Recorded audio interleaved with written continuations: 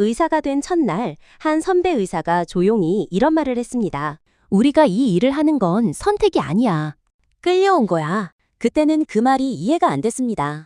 그런데 사주명리학에서는 이 말이 단순한 비유가 아닐 수 있다고 합니다. 전생에 수천 명의 목숨을 살린 사람만이 현생에서 이 길로 오게 된다고 하거든요. 오늘 그 비밀을 모두 공개합니다. 병원 응급실을 한번 생각해 보세요. 밤새 쉬지 못하고 밥도 제대로 못 먹고 월급도 그 노력에 비해 턱없이 부족할 수 있는 그 환경에서 의사와 간호사들은 대체 무슨 힘으로 버티는 걸까요? 번아웃이라는 단어가 유독 의료계에서 많이 등장하는데도 이상하게 이 사람들은 그만두지를 못합니다. 사명감이라는 이름에 보이지 않는 실이 그들을 붙잡고 있거든요. 사주 명리학에서는 이 현상을 아주 구체적으로 설명합니다. 인간의 영혼은 여러 생을 거쳐 윤회한다고 보거든요.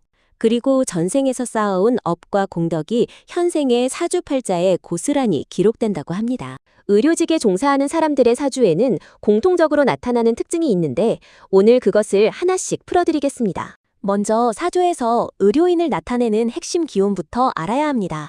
바로 인성이라고 하는 별입니다. 인성은 배움, 돌봄, 보호의 기운이거든요.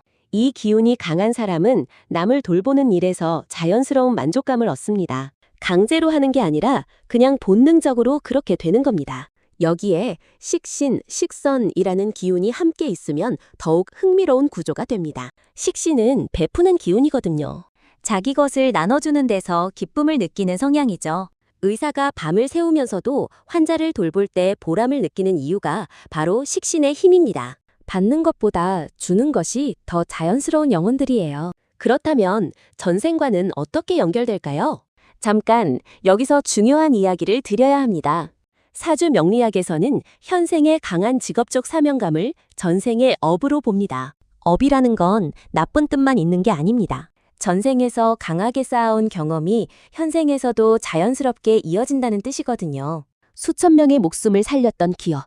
그 기억이 영혼 깊숙이 새겨져 있다면 현생에서도 그 길로 이끌리게 된다는 겁니다. 실제로 의료진들 사이에서 전해지는 이야기가 있습니다. 어릴 때부터 병원 냄새가 싫지 않았다거나 다친 동물이나 사람을 보면 뭔가 본능적으로 도와주고 싶었다거나 의대나 간호대를 선택한 게 선택이 아니라 그냥 그렇게 되었다는 느낌이었다는 이야기들이요. 이것이 바로 전생의 기억이 현생에 녹아든 흔적이라고 봅니다. 불교에서도 이와 비슷한 개념이 있습니다. 보살이라는 개념인데요. 중생을 구제하기 위해 자신의 해탈을 뒤로 미루고 이 세상에 머무는 존재를 말합니다. 의료인의 삶이 이것과 닮아 있지 않습니까? 자신이 쉬고 싶어도 환자가 있으면 달려가는 그 모습이요. 이게 핵심인데요. 사주에서 의료인의 전생을 읽는 방법이 따로 있습니다. 사주 명리학에서 의료, 구제, 봉사와 관련된 기운이 매우 강하게 나타나는 사람들이 있습니다. 특히 천을귀인, 태늘귀인이라는 귀성이 사주에 있는 경우 이 사람은 전생에 수많은 사람을 도왔을 가능성이 높다고 봅니다. 천을귀인은 말 그대로 하늘이 내린 귀인의 기운이거든요. 이것이 사주에 2개 이상 있는 사람은 거의 예외 없이 타인을 위해 사는 삶을 선택하더라고요.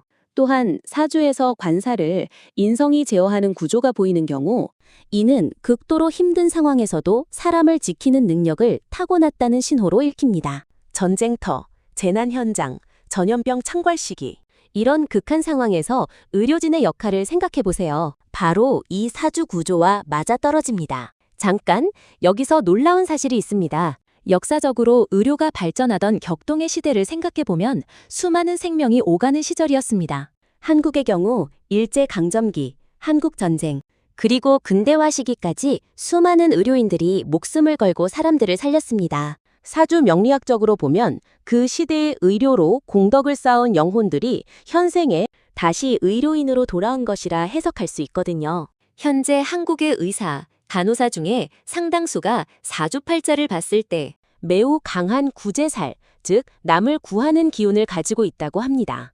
이 구제살이 강한 사람은 평생 편하게 살기보다 남을 위해 헌신하는 삶에서 더 깊은 편안함을 느낍니다.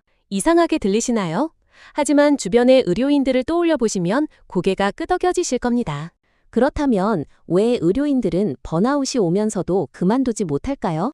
전생의 관점에서 보면 이게 이해가 됩니다. 영혼에 새겨진 사명은 현생의 이성적 판단보다 더 깊은 곳에서 작동합니다.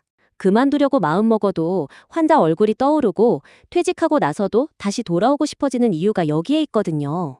수천 년에 걸쳐 쌓인 의료의 업이 한 번에 번아웃으로 사라지지는 않는 겁니다. 실제로 이런 이야기가 있습니다. 50이 넘어 은퇴를 결심했던 한 간호사가 막상 관두고 나니 가슴이 텅 빈 것 같았다고 했습니다. 그래서 결국 파트타임으로 다시 돌아왔다고 하더라고요. 그분의 사주를 살펴봤더니 천을구인이 2개나 있었습니다. 전생에 의료로 쌓은 공덕이 현생까지 고스란히 이어지고 있던 거였죠. 간호사들의 이야기를 조금 더 해보겠습니다. 간호사는 의사보다 더 가까이에서 환자의 마지막 순간을 함께하는 경우가 많습니다. 임종을 옆에서 지키고 손을 잡아주고 가족이 없는 환자의 곁을 끝까지 지키는 역할이죠. 이런 일을 계속하면서 무너지지 않는 사람이 있다는 게 놀랍지 않습니까? 사주 명리학에서는 이런 사람들이 전생의 수많은 임종의 순간을 함께했던 영혼이라고 봅니다. 죽음을 두려워하지 않고 오히려 그 곁에서 편안함을 느끼는 성향. 이것은 그냥 성격이 아닙니다. 전생에서 수없이 반복된 경험이 영혼에 새겨진 결과라는 거예요. 두려운 걸 모르는 게 아니라 이미 익숙해진 거고 그 익숙함이 환자에게 위안이 되는 겁니다. 사주에서 또 하나 흥미로운 점이 있습니다. 의료인들의 사주에는 유독 수의 기운이 강한 경우가 많습니다. 수의 기운은 지혜, 유연성, 생명력과 연관됩니다. 물이 모든 생명의 근원인 것처럼 수가 강한 사람은 생명과 관련된 일에서 자신의 진가를 발휘하거든요. 한의학에서도 수는 신장을 상징하고 신장은 생명의 근본 에너지를 관장합니다. 여기서 재미있는 것이 있습니다. 동양의학에서 의사를 의미하는 한자 의를 풀어보면 그 안에 무당의 기운이 담겨 있습니다. 고대에는 의술과 주술이 구분되지 않았어요. 생명을 다루는 일 자체가 신성한 영역이었던 거죠. 현대의학이 과학화되면서 이 부분이 보이지 않게 됐지만 사주 명리학에서는 여전히 의료인의 영혼 깊은 곳에 이 신성함이 깃들어 있다고 봅니다. 자, 이제 조금 더 구체적인 이야기를 해보겠습니다. 사주 명리 상담을 오래 하다 보면 의료직 종사자들의 공통점을 발견하게 됩니다. 첫째로 이들은 자신의 감정보다 타인의 감정에 더 민감한 경우가 많습니다. 환자의 아픔이 자신의 아픔처럼 느껴진다는 거죠. 이것이 공감 능력인데 사주에서는 인성이 강한 사람에게서 이 특성이 두드러지게 나타납니다. 둘째로 이들은 돈보다 의미를 중시하는 경향이 있습니다. 물론 생계는 중요하지만 돈이 되지 않아도 의미 있는 일을 선택합니다. 전생에 수없이 공덕을 쌓아온 영혼은 재물보다 공덕에서 만족을 얻도록 설계되어 있다고 보거든요. 셋째, 이들은 위기 상황에서 오히려 더 차분해집니다. 응급 상황에서 일반인은 당황하는데 의료인들은 오히려 침착하게 대처하는 경우가 많습니다. 사주 명리학에서는 이것을 전생에서 무수히 위기를 경험하고 극복한 영혼의 기억이 현생에 발현되는 것으로 봅니다. 이쯤에서 한 가지 중요한 질문을 드려야 할 것 같습니다. 그렇다면 의료인이 아닌 사람은 전생에 공덕이 없는 걸까요? 절대 그렇지 않습니다. 각자의 영혼에는 각자의 사명이 있거든요. 교사의 영혼, 예술가의 영혼, 농부의 영혼 모두 전생에서 이어진 사명을 현생에서 실현하고 있는 겁니다. 다만 오늘은 특별히 의료인에게 초점을 맞춰 이야기하는 것이고 그 사명의 무게가 유독 특별하기 때문입니다. 운세적으로 볼 때 의료인으로 태어나는 것은 매우 특별한 영혼의 선택이라고 봅니다. 더 편하고 안락한 삶을 살 수도 있었지만 전생의 사명을 이어가기 위해 이 힘든 길을 스스로 택한다는 겁니다. 그러니 이 길에 있는 분들을 함부로 대하면 안 되겠죠. 현실적인 이야기도 빠뜨릴 수 없습니다. 오늘날 의료 현장은 정말 혹독합니다. 인턴과 레지던트 시절의 살인적인 근무 시간, 환자와의 감정 소모, 의료 분쟁의 두려움. 이런 현실 속에서도 이 일을 계속하는 이유를 물으면 많은 의료인들이 한결같이 말합니다. 못 그만두겠다고요? 논리적으로 설명이 안 된다고요? 이것이 바로 전생의 사명이 현생에서 작동하는 방식입니다. 이성적으로는 그만둬야 할 이유가 충분한데 영혼 깊은 곳에서 올라오는 무언가가 계속 이 자리에 있으라고 말하는 거예요. 수천 년에 걸쳐 쌓인 업이 한 번의 지침으로 끊어지지 않는 겁니다. 사주 명리학적으로 이 구조를 더 들여다보면 겁재가 없이 인성과 식신이 조화를 이루는 사주를 가진 사람은 타인을 위한 헌신에서 진정한 에너지를 얻습니다. 소진되는 것 같아도 환자의 회복을 보는 순간 다시 충전이 되거든요. 이것이 사명을 타고난 영혼의 작동 방식입니다. 마지막으로 한 가지 더 말씀드리겠습니다. 만약 지금 의대나 간호대를 고민하는 분이 계시다면 자신의 사주를 한번 살펴보는 것도 좋은 방법입니다. 단, 사주는 운명을 결정하는 게 아니라 방향을 보여주는 나침반이에요. 사주에 의료 기운이 강하다고 해서 반드시 의사가 돼야 하는 건 아닙니다. 하지만 그 방향으로 이미 끌리고 있다면 그것이 전생에서 이어온 사명의 신호일 수 있습니다.